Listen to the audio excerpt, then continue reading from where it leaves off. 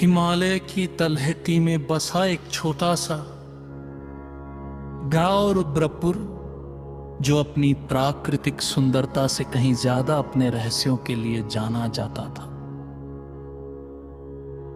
इसी गांव के करीब एक प्राचीन मंदिर था, जहां इंसान नहीं बल्कि नाग लोक के प्रहरी निवास करते थे।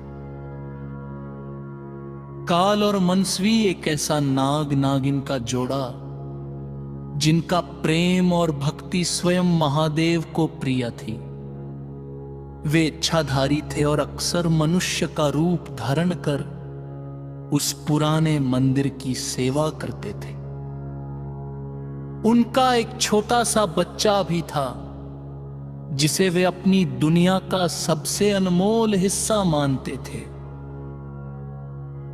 लेकिन इस पवित्र प्रेम पर एक काली नजर थी। भैरव नाम के एक क्रूर तांत्रिक की।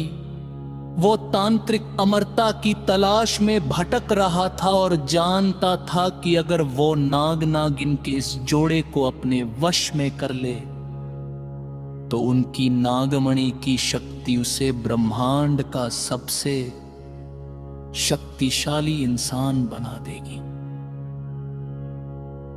एक अमावस की काली रात, जब पूरा जंगल सन्नाटे में डूबा था, भैरव ने अपनी आसुरी शक्तियों से उस मंदिर को चारों ओर से घेर लिया।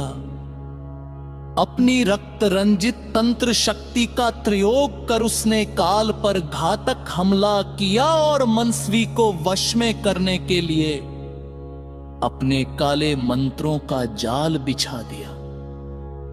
काल ने मरते मरते अपने नन्हे बच्चे को बचाने के लिए उसे झाड़ियों की ओर फेंक दिया, जहां वह बच्चा गांव के एक दयालु बुजुर्ग को मिला। उस नेक इंसान ने उस अनाथ बच्चे को अपना लिया और उसे अपने परिवार के साथ पाल पोस कर बड़ा किया, इस बात से अनजान कि वह बच्चा एक इच्छाधारी नाग है। 20 साल बीत गए।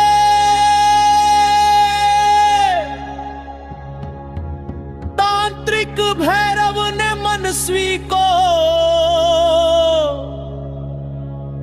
एक अंधेरी गुफा में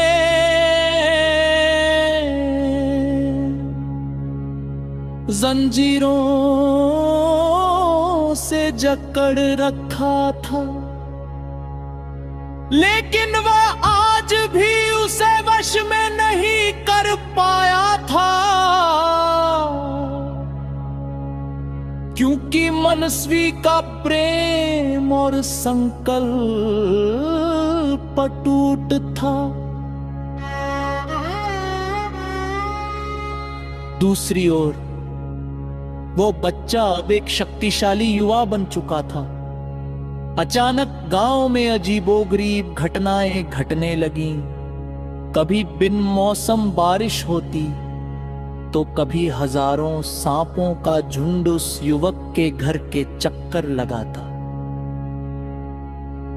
जब भी वो युवक क्रोधित होता, उसकी आंखों का रंग सुनहरा चमकने लगता। एक दिन उस बुजुर्ग ने उसे उसके अतीत का वो खंजर दिखाया, जो उसे उस भयानक रात मिला था।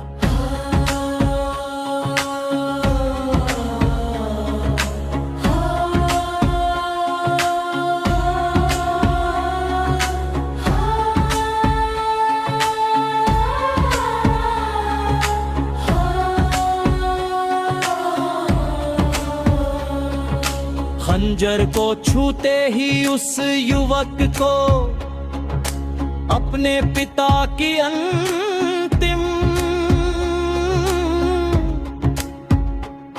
चीख और अपनी मां का तड़पता हुआ चेहरा साफ दिखाई देने लगा। उसे समझ आ गया कि उसका जन्म किसी साधारण जीवन के लिए नहीं, बल्कि अपने माता पिता के अपमान का बदला लेने के लिए हुआ है। कहानी का रोमांचकारी अंत तब होता है जब वो युवक अपनी पूरी शक्ति के साथ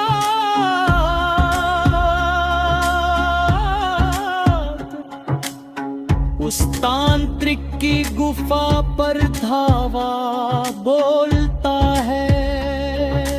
एक तरफ तांत्रिक की काली विद्या थी और दूसरी तरफ एक बेटे का प्रतिशोध। क्या युवक अपनी माँ को उस नरक से आजाद करा पाया? क्या तांत्रिक की अमर होने की चाहत उसकी अपनी मौत का कारण बनी? ये रहस्य आज भी उस जंगल की हवाओं में गूंजता है। कहते हैं कि आज भी पूर्णिमा की रात को उस मंदिर के पास एक परिवार दिखाई देता है जिसकी परछाई इंसानों जैसी नहीं बल्कि देव नागों जैसी होती है।